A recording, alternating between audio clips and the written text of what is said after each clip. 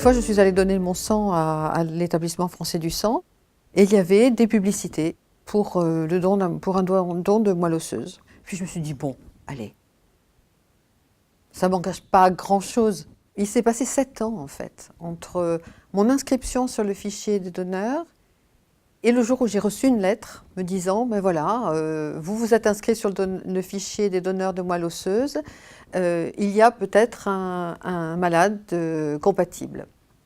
C'était un choc et en même temps une sorte de grande émotion. Je revenais aussi de plusieurs mois de mission humanitaire.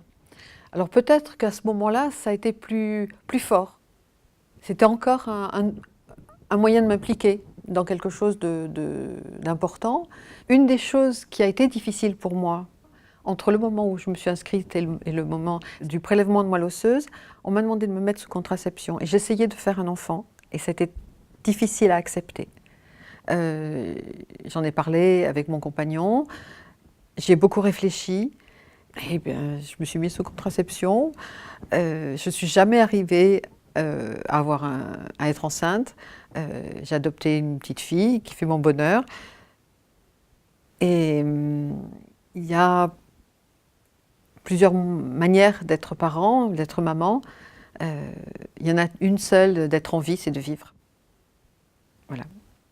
Il ne faut surtout pas en avoir peur. On rentre à l'hôpital la veille, le lendemain matin, on est réveillé, on vous anesthésie, et puis ça dure assez peu de temps finalement. On est fatigué pendant une petite semaine, on a un petit peu mal dans le bas du dos, et puis c'est tout.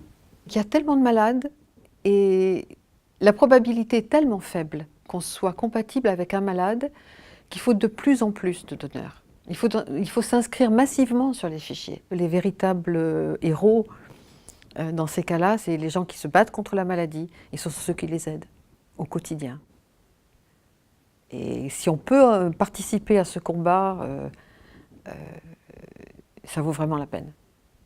J'ai trouvé ça très émouvant, très fort. C'est un moyen de se sentir aussi quelqu'un de bien à un moment dans sa vie. En sortant de l'hôpital, on se regarde en disant, ben voilà, je suis devenue quelqu'un d'un peu mieux. Mais si c'était à refaire, si je pouvais le refaire, je recommencerais.